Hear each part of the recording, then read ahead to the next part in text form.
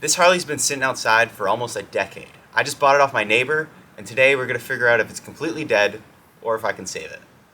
Uh-oh. Is there supposed to be oil coming out of this? Yeah, that's stripped.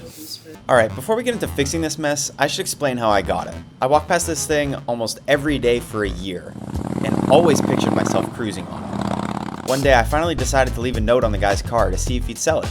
A week later, I was pushing this thing back to my place with no clue what I had gotten myself into. This beast is old, crusty, rusty, cracked. I don't even know if the engine will move. And to top it all off, I have no idea what I'm doing. I have a little bit of experience working on my other motorcycle with varying results, but this is on a whole nother level.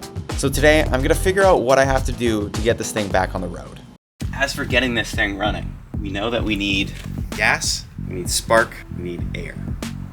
Compression as well. Right here in the gas tank, I haven't been able to get this open. So we're gonna get this open, see if it's rusty inside, see what's going on. It sounds empty. That might be a good thing, it might be a bad thing, I don't know. Maybe it's less likely to rust if it's empty. As for spark, no battery. And the old owner says the wiring is a mess. For air and gas, there should be something really big here. It's the carburetor. That's nowhere to be seen, so we're gonna have to get one of those as well. Finally, I wanna check to make sure that this engine actually turns over, because if it's seized, we're gonna have to take it apart. This could be so much more work than I was anticipating.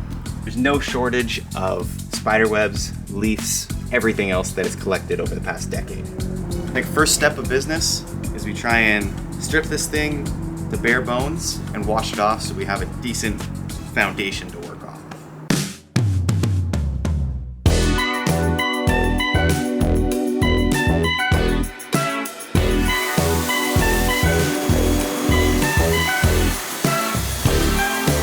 While Sebastian was washing the bike, I started working on the gas tank. Because the bike is sat for so long, it's really possible that the inside of this thing is covered in rust. But before I check that out, I gotta open this thing.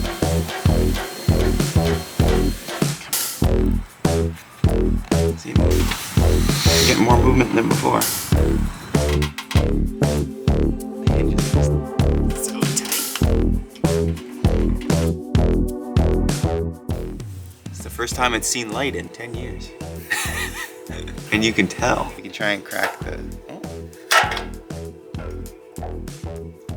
Wow. Practically brand new in there. Have a look. Really? Yeah. Wow. Not a speck of rust.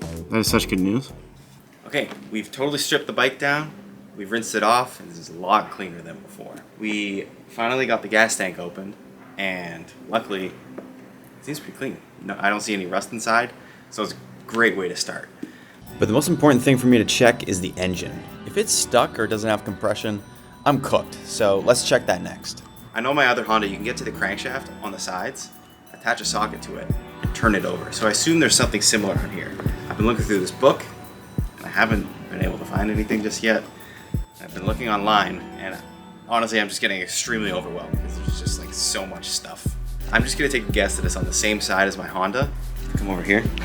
Right down here, the crankshaft is in here. I assume it's gonna be behind here. So we're gonna take this off. Hopefully it's there. If it's not, it's gonna be on the other side. It's gonna be a lot more work. To get to this, it seems like there's about a half dozen bolts that we have to take out, but the exhaust is in the way. So that's gotta go first.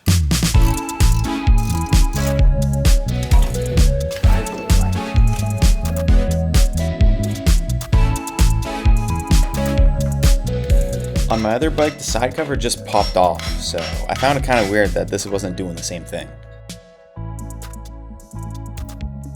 Oh, there's oil. Oil just leaked. Where? See the two drops? Okay, this is clearly the wrong spot. Let's do it all back up and act like we never touched it. We started taking apart the other side, but eventually ran into the same problem. Is there supposed to be oil coming out of this? I didn't want to be draining any oil yet, so I wrapped it up and went home for the day.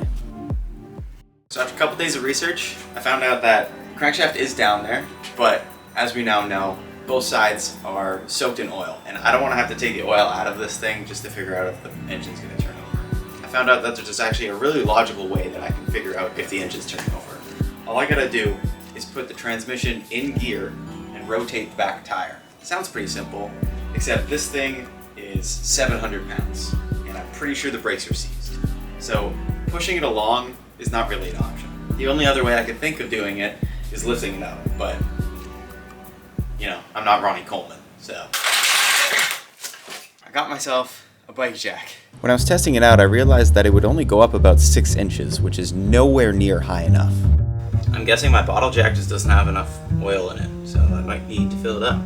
I dumped a bunch of automatic transmission fluid into it, sealed it up, and it was pretty much good as new. Yeah! Okay, let's lift this bike. Yeah, buddy! Wait, baby! Let's go! Now's the moment of truth. Let's see if this engine turns over. A couple weeks ago, I put Marvel Mystery Oil into the spark plug coil so that it could sit on top of the cylinder, seep through the pistons, and pretty much give us the best chance possible for this not to be seized. I'm gonna take the spark plugs out just so we have the least amount of compression as possible so it's easier to turn over. I'm also gonna try and get this into the highest gear I can, which I think is 5th, so that I have the most leverage over turning over the engine.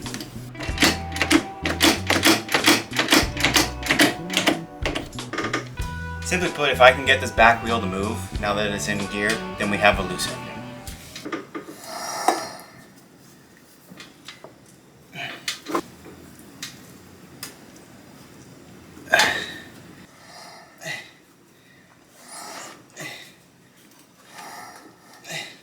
Okay, it's moving a bit. All right.